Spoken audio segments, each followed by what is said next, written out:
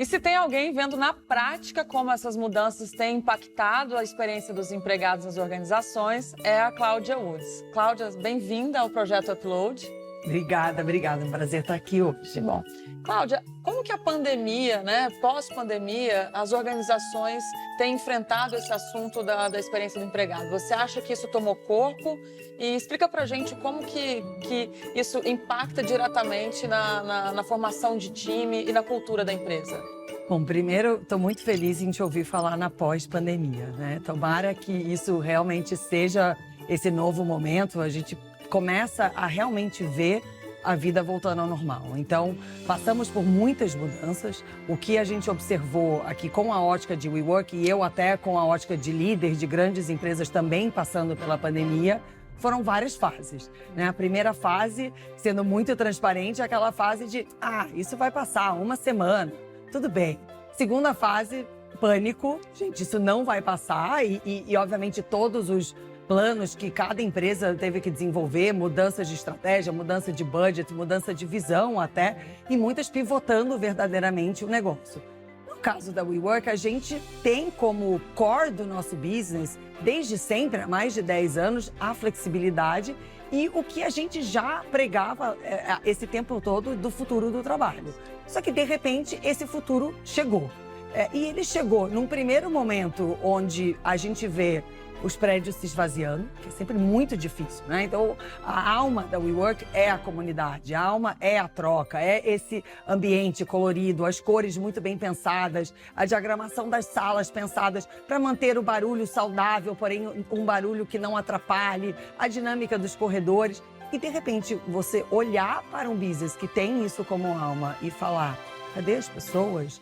Realmente é um momento onde você obrigatoriamente tem que repensar tudo, né? Então, desde como manter o relacionamento com os nossos membros, como manter uma dinâmica de diálogo e de apoio. O que você precisa nesse momento, né? Você está com a sua sala fechada, os computadores estão aqui, você precisa manter as pessoas vindo, não vindo. Então, teve aí apesar de um momento de muito distanciamento físico, até um momento de aproximação onde não só a WeWork e seus membros se uniram, mas de forma geral, né? A comunidade até de líderes, a gente se unia muito para trocar figurinha. O que a sua empresa está fazendo? Então, foi um momento, acho, de grande transparência entre as grandes empresas e de cooperação, como você falou, de uma construção do que fazer. A gente vê, a partir de Q4 do ano passado, na verdade, a WeWork já vem aí há 16 meses com um crescimento contínuo, que já é uma tendência, né? Quando você vê um movimento de 16 meses, não é um mês que subiu, um mês que desceu, e sim uma tendência. Então, a principal coisa que a gente observa é uma grande diferença nessa relação. Normalmente, políticas são coisas que as empresas escrevem num papel, implementam no site da empresa, divulgam para os funcionários e vão rever uma vez por ano, uma vez a cada 5 anos, apenas num momento de realmente, nossa, mudou alguma coisa, preciso rever. Esse momento, o que eu brinco e estimulo os nossos membros e as empresas com quem a gente está conversando se abra para essa experimentação. Porque a voz ativa da base dos seus funcionários, ela mudou completamente. Além dessas políticas não terem uma vida com muita mudança, elas tampouco tinham espaço para questionamento. Então, vinha a liderança, falava, essa é a política, é assim que vai funcionar. Todo mundo falava, podia até fofocar no corredor, nossa, não gostei. Mas, no fundo, todo mundo voltava para sua mesa e obedecia. E não se abria o diálogo, né? Exatamente. Hoje, o que você já vê, o que a gente observa no mercado, e aí a gente está numa posição muito privilegiada de observar América Latina, múltiplos países e mundo, né? Porque a WeWork está presente no mundo inteiro. E muitas empresas ao mesmo tempo, Muitas, né? De todos os tamanhos, né? A gente pode até falar um pouco sobre isso, mas o tipo de empresa que está aqui dentro é muito variado, então a gente tem acesso. Eu falo que a gente tem um focus group contínuo. Total. Todo dia, no mundo inteiro, de todo tipo de empresa. O que a gente mais escuta é: os meus funcionários não estão obedecendo. Não no sentido pejorativo do obedecer, mas não está mais funcionando. Não é desobediência, né? Exatamente, mas eles não estão mais simplesmente falando, entendi, ok. Eles estão tomando decisões com base em outras características. Então, poxa, calma aí, eu falo da minha experiência pessoal. Eu tive um contato com o meu filho numa intensidade que uma mãe que trabalha do jeito que eu trabalho, que tem a carreira que eu tenho, dificilmente tem. E essas coisas vão mudando a cabeça do funcionário e eles vão pensando melhor e ponderando de uma forma muito diferente. Então, essa é a principal diferença que a gente observa. Ou seja, não existe mais um espaço para essa é a política e está tudo bem, né? Existe sim um espaço para diálogo e esse diálogo ele precisa existir e principalmente essa abertura à mudança que vem junto com uma ausência de medo de errar. Ninguém vai acertar. Não existe ainda um padrão, um default. Um modelo que funcione para todo mundo, ou para um tipo de empresa, ou para um setor, ou indústria. Enfim. Exatamente. Todo mundo tem que testar o seu, é isso? Com certeza. E o modelo final vai ser diferente, eu acredito, para cada empresa, para cada time. Não é só uma empresa. Vamos falar um pouco da WeWork. A gente tem uma dinâmica onde tem uma boa parte do nosso time que fica dentro dos nossos escritórios, que são o motor daquele escritório, desde ajudar o membro até garantir que o ar-condicionado está funcionando, ali, tudo. Né? Essas pessoas não podem ficarem de home office. Né? O core do trabalho delas é estar fisicamente presente dentro dos nossos escritórios. Já outros times, o financeiro, o marketing, os times o jurídico, times de suporte, podem ficar em casa. Como você lida com essa diferenciação? Né? Como ter uma conversa muito aberta, muito open kimono com seus times e com as equipes, falando, gente, temos características diferentes, como vamos gerenciar isso? Né? Então, acho que o pedido, né, o nosso call to action agora é muito um call to action da experimentação. Se abra para começar a experimentar. Porque o modelo antigo de vou desenhar isso no papel, vou deixar redondinho, né? A gente tem esse hábito como executivos. Vou fazer isso perfeito antes de lançar. Putz, lançou e se não funcionar? Sim. Você tem que conseguir mudar. E você tem que estar aberto a mudar sem que isso represente um fracasso, sem que isso represente uma derrota, e sim uma fortaleza. Olha, estamos juntos aqui desenhando o que é esse pós-pandemia. E quando você convida o time para opinar, se você erra, você está errando junto e não vem aquele mundo, aquela avalanche de críticas, de tipo, acabaram de mudar e já não funciona.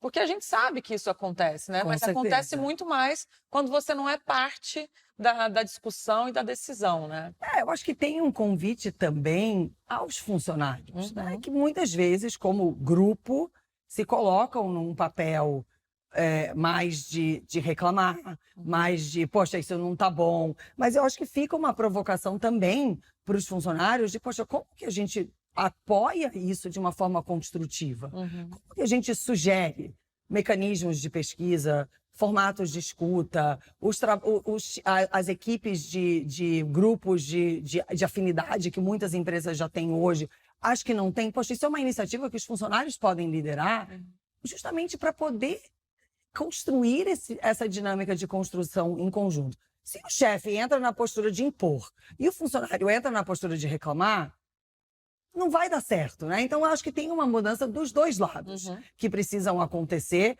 de entender que vamos dar as mãos aqui e estamos juntos em construir o que é o futuro para essa empresa. Né? Quando as pessoas me perguntam, o que vai ser o futuro do trabalho? Não, o futuro do trabalho já é. Né? A gente hoje já vive dinâmicas profissionais completamente diferentes do que vivíamos 2 anos atrás. Né? Então, esse convite do vamos juntos é muito importante. E, Cláudia, você comentou que tem perfis diferentes de empresas aqui dentro, né? Então, pequenas, médias, grandes, startups tradicionais.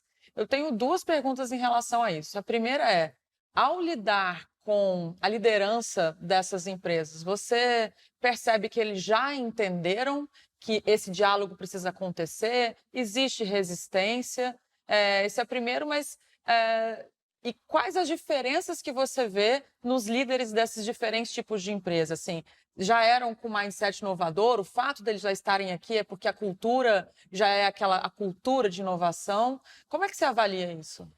A primeira coisa é entender quem já era o membro da WeWork, né? Então, de alguma forma, a percepção do que é essa, pela nossa natureza, como a gente nasceu, atraindo muito startup, o nosso produto core, ele atrai muito a empresa que tem muita mudança, né? Que começa pequena, depois fica gigante, porque ela consegue ter muita agilidade nessa transformação. Mas a verdade é que se a gente olha para o mix, hoje a WeWork América Latina já é 60% grandes enterprises e 40% pequenas e médias empresas. Que quando eu falo, eu sempre recebo uma reação de, nossa, não imaginava.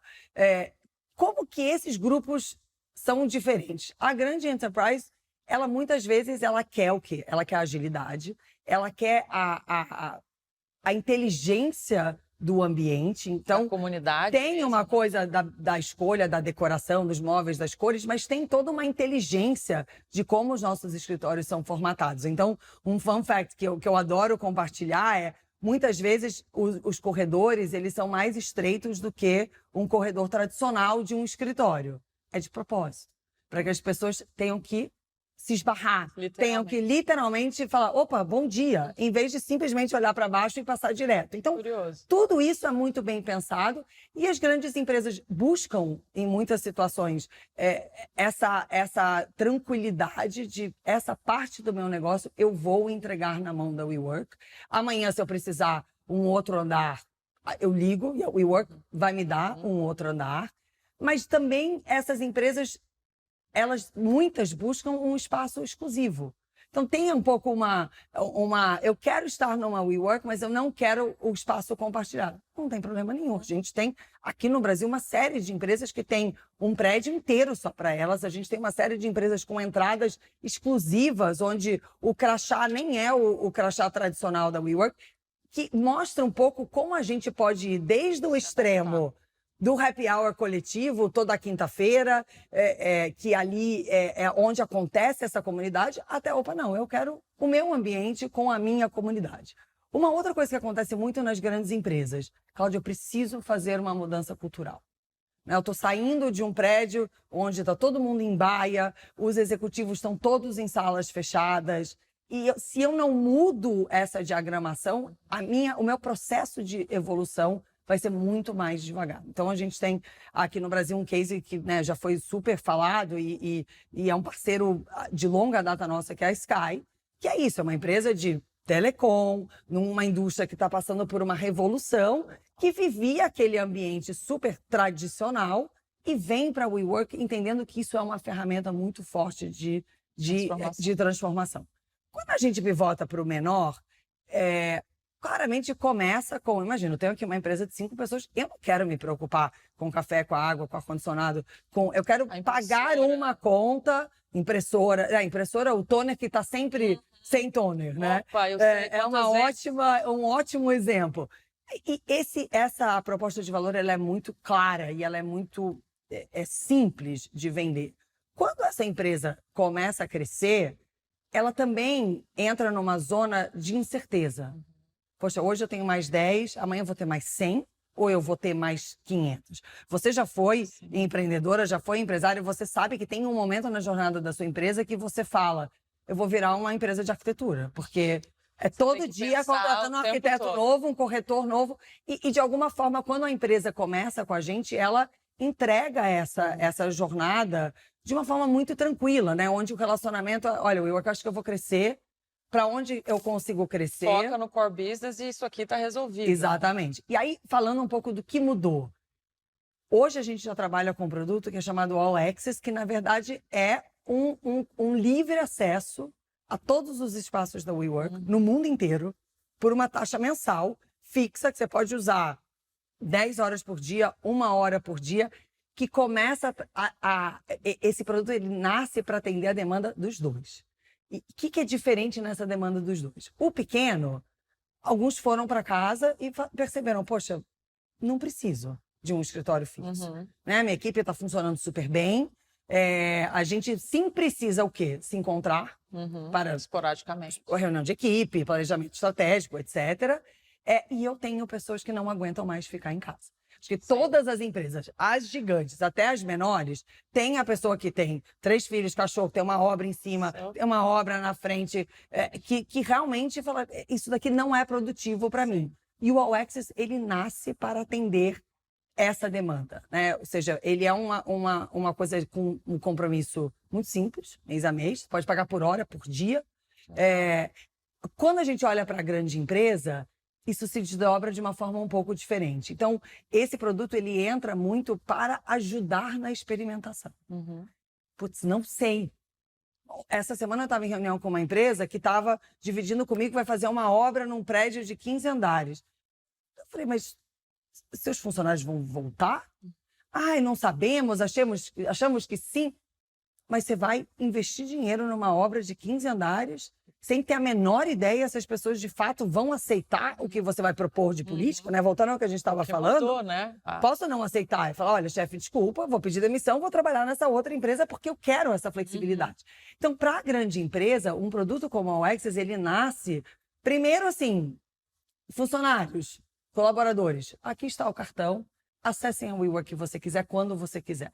Isso gera dados, né? Afinal das contas, estamos vivendo já há anos a era dos dados, isso gera dados, esses dados geram uma inteligência para entender, opa, quem está indo, com que frequência, quais são os endereços, que horas, que dia, e isso serve como a base para essa definição do que vai ser o modelo. Então, se você perguntar a minha opinião pessoal, o que eu acredito? Eu acredito que todas as empresas vão sim ter uma sede. Essa sede pode ter 5 lugares fixos, ela pode ser meramente uma parede onde você vai botar o logo para você, né, no onboarding do funcionário novo, ele pelo menos se sentir ali como parte daquilo, forma, né? E ela vai ter satélite. Todos nós estamos vivendo o desafio de retenção de talento em função de muito disso que a gente está conversando. As pessoas mudaram a forma que elas estão analisando a oportunidade. Não é mais só, é um desafio legal, com um salário legal. Calma aí, entrou um terceiro componente ali que hoje tem uma força, né? A gente brincou aqui que parece que o jogo virou, não é mesmo? Então, assim, de realmente dizer, bom, antes esse poder, de certa forma, estava na mão das empresas e realmente o comportamento, tudo mudou e agora o funcionário, ele vai ter mais opção, em especial no setor de inovação, né? Sim. Que é uma mão de obra escassa e realmente você vai ter que estar investindo muito em Não, e a experiência, gente já né? vê o Brasil exportando muito talento nesse sentido, né? Se a gente olhar 2 anos atrás, era literalmente exportando. A pessoa precisava se mudar. Agora, ela vai morar em Jeri, fazer kite de manhã e trabalhar na Holanda à tarde, né? Essa é a realidade, principalmente desse talento. E isso faz parte dessa composição, como se manter um empregador relevante e interessante para atrair essa população. Eu vi esses dias uma arte ali de Instagram e tudo mais, que falava, se fosse analisar a geografia dos escritórios de 1950 a 90, era de fato físico e nos escritórios. E aí corta, pula para a pandemia, e aquela coisa, todo mundo home. Aí, um pouco pós-pandemia, ou pelo menos, né, no meio ali, Nessa fase que a gente nem sabe o nome. Se está na pandemia, se está saindo e tudo mais. E aí era o híbrido. E eu achei muito interessante que o passo 4 era, na verdade, o escritório está aqui. Né? Ele não está... Então, assim, se eu estou aqui no WeWork, eu estou trabalhando, mas se eu estou em Jeri, eu posso estar trabalhando. E aí, de fato, o local físico fica como uma experiência, né? Não é mais Ele é um momento, né? E ele tem um propósito muito diferente. Então, até eu mencionei a inteligência da diagramação. As nossas conversas com empresas 2 anos atrás eram: quantas mesas você precisa? Não existe mais essa pergunta.